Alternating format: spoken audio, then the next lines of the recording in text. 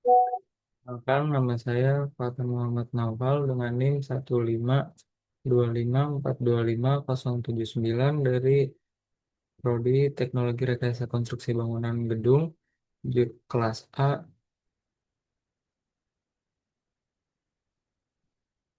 Di sini saya akan menjelaskan tentang modeling bangunan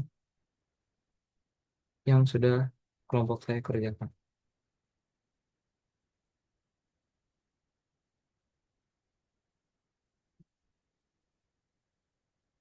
Pada bagian ini saya akan menjelaskan mengenai modeling struktur bawah, khususnya sistem pondasi yang digunakan pada bangunan ini.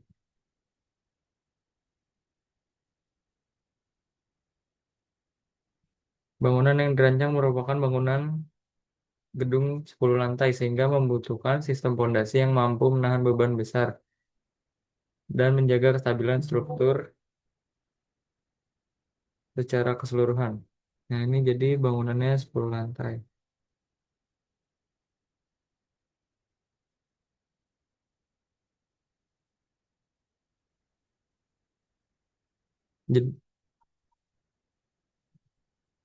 Jenis pondasi yang digunakan adalah pondasi gabungan. Pondasi ini merupakan kombinasi antara pondasi dangkal dan pondasi dalam yang bekerja secara bersamaan untuk menyalurkan beban dari struktur atas ke tanah. Pemilihan pondasi ini, gabungan ini bertujuan agar distribusi beban menjadi lebih merata serta dapat mengurangi resiko penurunan tanah yang tidak seragam. Jadi dia ini gabungan antara pondasi dangkal dan pondasi dalam. Ini pondasi dangkalnya, yang dalamnya yang ini kedalamannya sampai 40 meter. Nah, di sini lanjut lagi secara dimensi pondasi.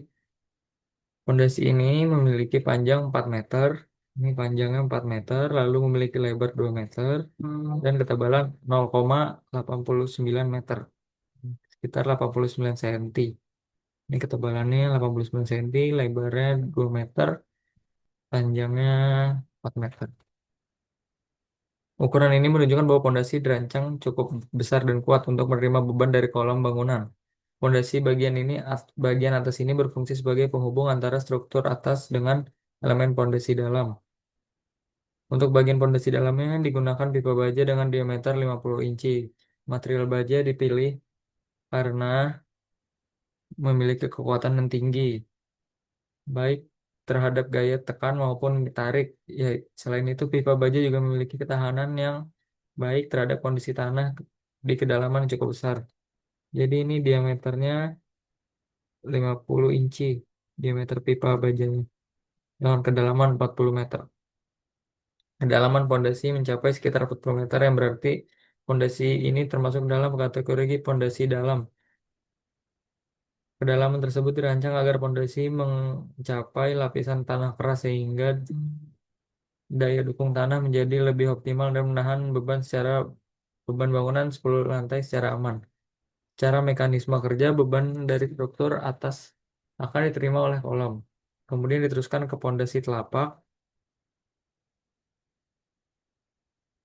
Selanjutnya beban disalurkan ke pipa baja yang tertanam hingga kedalaman 40 meter dan akhirnya disabarkan ke lapisan tanah keras di bawahnya. Dengan sistem ini beban tidak hanya ditahan ke permukaan, tetapi juga dialirkan ke lapisan tanah yang lebih stabil. Hal ini sangat penting untuk mencegah terjadinya penurunan berlebih atau kerusakan pada struktur bangunan. Jadi awalnya beban itu disalurkan dari kolom sini ke pondasi dangkalnya, dari pondasi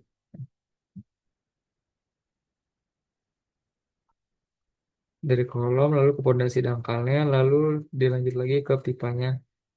Jadi dia berurutan. Dengan demikian dapat disimpulkan bahwa modeling struktur bawah ini telah dirancang dengan mempertimbangkan jenis fondasi, dimensi, material, serta kedalaman sesuai, sehingga mampu menjamin keamanan, kekuatan, dan kestabilan secara keseluruhan. Jadi dia ini penyaluran bebannya dari kolom lanjut ke pondasi dangkal.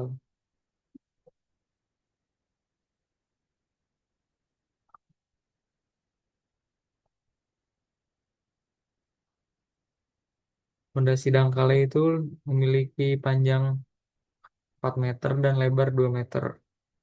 Kenapa demikian? Karena untuk menopang bobot dari bangunan 10 lantai ini.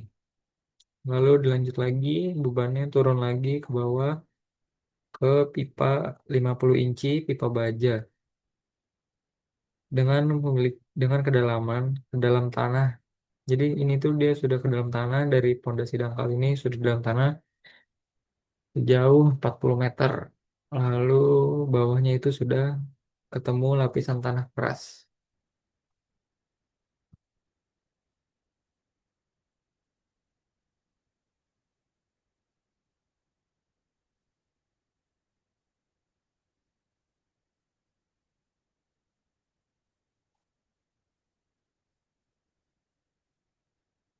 Lalu di sini saya akan menjawab pertanyaan.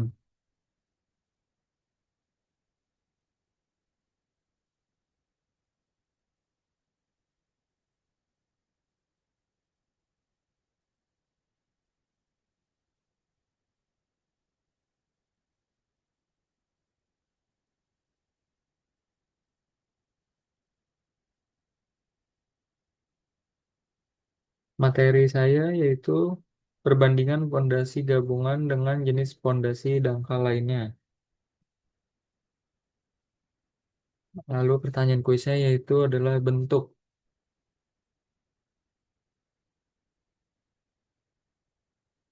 Jadi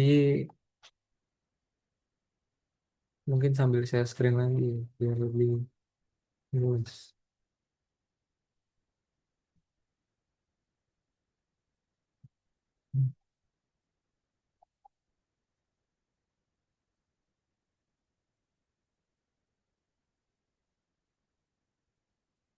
Nah, hal pertama yang membedakan secara visual di lapangan adalah pondasi yaitu bentuk visualnya, bentuk dan konfigurasi visualnya. Pertanyaannya yang sering muncul, mengapa kita tidak memakai satu kotak besar saja untuk semua kolom?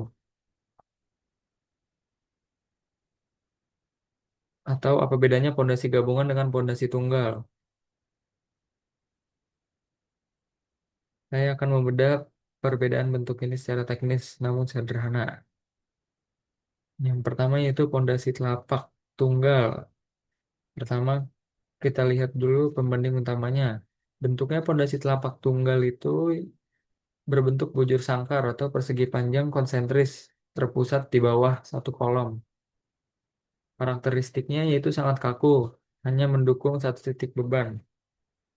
Jika Anda melihat denah, pondasi ini tampak seperti pulau-pulau kecil yang terpisah satu sama lain. Kelemahannya itu dapat menimbulkan masalah jika dua kolom terlalu dekat. Jika kita tetap menggunakan bentuk kotak mandiri, kedua pondasi ini akan saling tumpang tindih atau bisa disebut overlap. Yaitu pondasi gabungan. Nah, ini pondasi gabungan yang digunakan di gedung ini. Disinilah pondasi gabungan hadir sebagai solusi geometri. Sesuai namanya, pondasi ini menggunakan dua atau lebih kolom dalam satu plat beton atau slab. Ada dua bentuk yang sering digunakan yaitu persegi panjang seperti ini atau trapesium.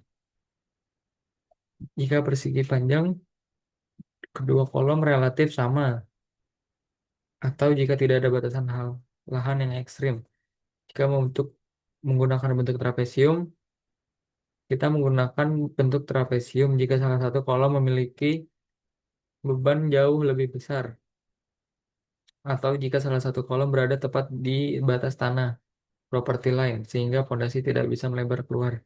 Jadi jika lahannya sudah sempit, biasanya menggunakan pondasi yang berbentuk trapesium untuk menghemat lahan. Tujuannya Kenapa berbeda? Karena untuk mempengaruhi titik berat atau sentroid dari bentuk pondasi berhimpit dengan titik pusat beban dari kedua kolom ini. Penting untuk menjaga distribusi tekanan ke tanah tetap rata. Lalu ada pondasi menerus.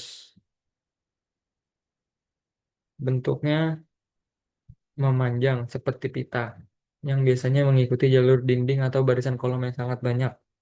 Perbedaan utama jika pondasi gabungan hanya menggunakan dua atau tiga kolom. Untuk efisiensi ruang, pondasi menerus adalah bentuk yang memanjang tanpa putus. Biasanya memiliki rasio panjang dibanding lebar. Untuk memudahkan jawab sesi tanya, saya akan menjelaskan lagi. Selapak tunggal itu bentuknya visual. Bentuknya itu persegi atau lingkaran. Kalau gabungan itu biasanya persegi panjang atau trapesium. Kalau mau menerus itu biasanya memanjang.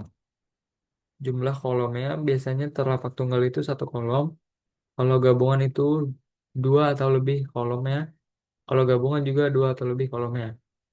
Kalau menerus itu kolomnya itu barisan kolom atau dinding. Lalu biasanya orang memiliki telapak tunggal karena distribusi beban titik beban sederhana. Lalu kalau yang gabungan itu biasanya karena kolom berdekatan, beban hampir setara. Nah, kalau yang gabungan trapesium, yaitu biasanya alasannya kenapa? Karena ruang terbatas atau beban tidak seimbang. Lalu yang menerus memanjang, mendukung beban garis. Sebagai kesimpulan, perbedaan bentuk antara pondasi gabungan dangkal lainnya bukan sekedar estetika, melainkan respon terhadap keterbatasan lahan dan keseimbangan beban. Pondasi gabungan memanipulasi bentuk dari persegi menjadi trapesium untuk memastikan struktur tetap stabil, meskipun kolom berada di posisi yang sulit. Nah, di sini mungkin saya akan mencarikan gambarnya, pondasi telapak tunggal.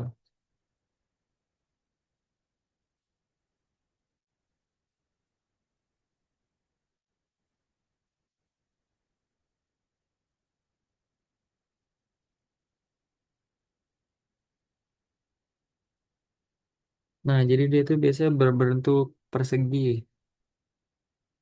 dan dia tidak ada besi yang masuk ke dalamnya lagi, jadi hanya kotak seperti ini saja dan langsung di diteruskan bebannya langsung ke tanah.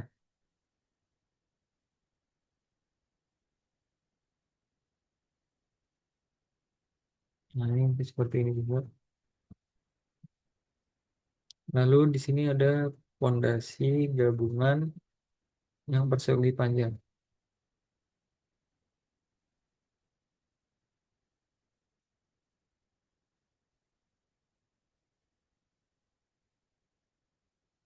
Nah, ini ada contohnya.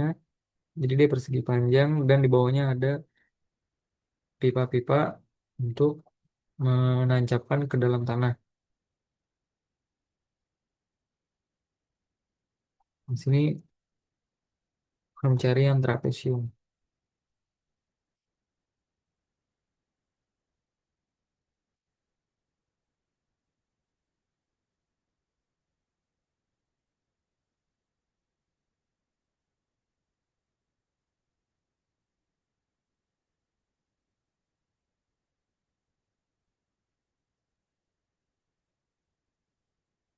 Nah, di sini ada yang contohnya berbentuk trapesium.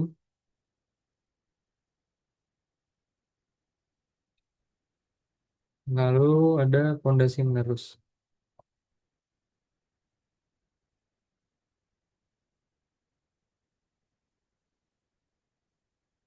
Nah, kalau menerus ini biasanya dia tuh mengelilingi di bawah kolomnya langsung panjang. Bisa pakai batu kali sih kebanyakan ke batu kali. Nah, ini jadi dia itu mengikuti bentuk si kolomnya atau bangunannya. Mengelilingi gitu terus misal ada tembok juga dia bisa di bawahnya tembok itu juga.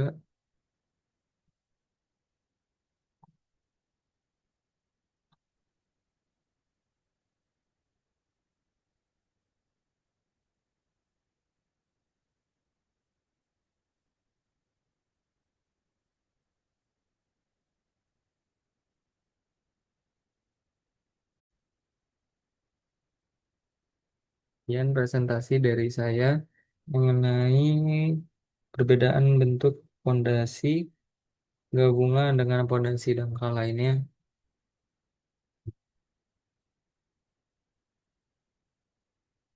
Kurang lebihnya mohon maaf. Wassalamualaikum warahmatullahi wabarakatuh.